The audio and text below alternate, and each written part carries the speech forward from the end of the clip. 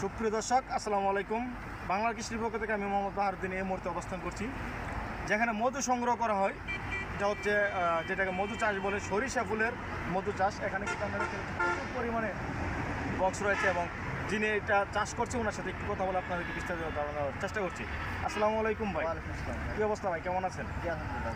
আচ্ছা, আমরা যে অনেক দূর থেকে আসছি, ব্রাহ্মণবাড়িয়া থেকে, আমরা এই যে জায়গাটাতে আছি, এই জায়গাটার নাম যদি আপনি বলতেন। জায়গাটার নাম হলো, জেলা হলো সিরাজগঞ্জ, জি, আর উপজেলা তারাস, আর জায়গাটার নাম হলো মান্নাননগর বললেই চেনে, আর গ্রামের নাম আপনার হামপুরিয়া। আচ্ছা, তো আজকে আমরা যে মধু চাষ দেখতে পাচ্ছি, আপনি কত বছর ধরে এটার সাথে 15 বছর আগে। 15 বছর।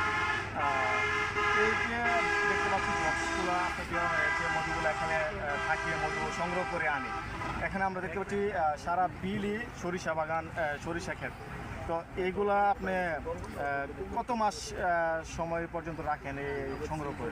সংগ্রহ করতে সরিষার ফুলটা যতদিন থাকে, জি, আমরা ততদিন সরিষার ফুলের মধু আহরণ করি। সরিষার ফুলটা এখন দেখতে পাচ্ছেন শেষ পর্যায়ে। আমরা এখন চলে যাবো শরীয়তপুর। আচ্ছা, ওখানে ধনিয়া চাষ আছে, কালোজিরা চাষ আছে, মাঠ অলরেডি দেখা ফুল ফুটতেছে। আমরা 2-4 দিনের ভিতরে এখান থেকে চলে যাব। তাহলে আপনি যতদিন পর্যন্ত ফুল থাকে ততদিন পর্যন্ত এই মধু সংগ্রহ করে থাকেন। তো এক একটা বক্সে কত লিটার করে মধু হয়?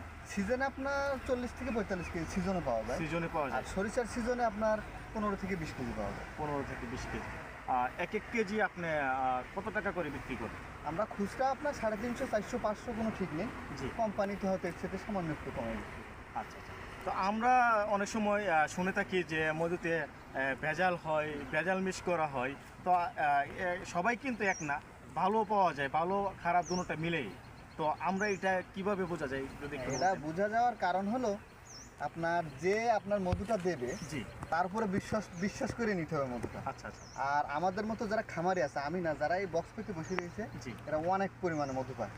এটা সাধারণ মানুষ কল্পনা করেও পাবে না যে কী পরিমাণ মধু পাওয়া যায়। জি। এগেরে ভেজাল করার সময় নেই, এগের নিজেকে রান্না খাওয়ারই সময় নেই, এগেরে ভেজাল করার শুধু সময়। মধু সংগ্রহ করা হ্যাঁ, নিয়ে ব্যস্ত থাকে। হ্যাঁ, মধু সংগ্রহ করা নিয়ে ব্যস্ত থাকি। আর এই মধুগুলো আমাদের কোম্পানিতে বিক্রি হয়, জি। ওরা ল্যাবে টেস্ট করে, এবং যারা মধু বিশেষজ্ঞ আছে ওরা ভেজাল দেখলেই বুঝতে পারে যে এতে ভেজাল আছে, যার কারণে ভেজালের কোনো সুযোগ নেই। আচ্ছা, তাহলে বক্স কদিন পরে পরে মধু সংগ্রহ করে? বক্স সরিষার মাঠে 7 দিন পর পর। 7 দিন পর। এখানে কতগুলো বক্স রয়েছে? এখানে 150 বছর। 150 পিস। একটা তাহলে তো এক চালানে কত টন মধু সংগ্রহ এক করা? চালানে আপনার 13 মন, 12 মন, 14 মন, 12, 13, 14 মণ। আবহাওয়া ভালো। দর্শক, আপনারা শুনতে পেলেন ওনার কাছ থেকে। এখানে মধু সংগ্রহ করা হচ্ছে প্রচুর পরিমাণে। এই যে আপনারা অনেক দূর থেকে মধু সংগ্রহ করার জন্য চলে আসেন, আপনাদের মধু সংগ্রহ করার পর ধাপে ধাপে এক জায়গা থেকে আরেক জায়গায় যান। এক এক সময় এক এক ফুলের মধু পাওয়া যায়। কোন ফুলের মধু সবচেয়ে টেস্ট যদি একটু বলতেন? টেস্ট আমাকে সুন্দরবনের ফুলের মধ্যেটা একটু টেস্ট বেশি, কিন্তু জি। উপকারের দিক থেকে কালিজিরা ফুলের মধ্যটা বেশি। কালিজিরা। এটা কালিজিরা ফুলের মধুটা কোন জায়গা থেকে সংগ্রহ করা এটা হয়? শরীয়তপুর, মাদারীপুর, আপনার গোপালগঞ্জ এই লাইনে হয়। গোপালগঞ্জ। বিস্তার মাঠ না, অল্প, কিন্তু ওই পায় সবাই 2 মন, 4 মন, 5 মন এভাবে পায়। পাওয়া যায়। অল্প পায়। কালিজিরা ফুলের মধুটা কত টাকা করে? ওটা আমরা খুচরা 1000 টাকা কেজি বিক্রি করি, পাইকারি আপনার 27,000, 28,000, 30,000 এমনও বিক্রি করি। কোনো বছর একটু 2,000 কম হয়, কোনো বছর 2,000 বেশি হয়। বেশি। তো সবচেয়ে কম রেটে কোন মধুটা বিক্রি সবচেয়ে করেন? কম রেট সরিষার মধু। সরিষা। এর কারণটা যদি এর বলতেন? কারণটা সরিষার মধুটা জমে যায়। জি, সাধারণ মানুষ যারা আছে এরা মনে করে যে এই জমে গেলেই মনে হয় ভেজাল, আচ্ছা, অথচ জমে ওগুলো। সরিষার ফুল যখন ফোটে তখন ওয়েদার প্রচুর ওই কুয়াশা থাকে, আর এই কুয়াশার কারণে গ্লুকোজ পড়ে ফুলে, আর গ্লুকোজের কারণে মধুটা জমে যায়।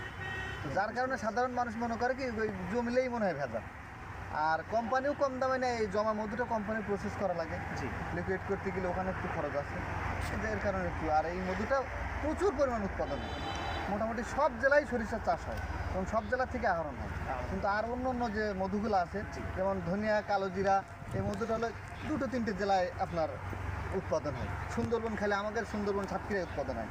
লিচুটা এরকম 2-3টে জেলায় উৎপাদন হয়, যার কারণে ওই মধুগুলো একটু কম হয়, তার জন্য দাম চাহিদা একটু বেশি। হয়। হ্যাঁ, যার কারণে দামটা একটু বেশি।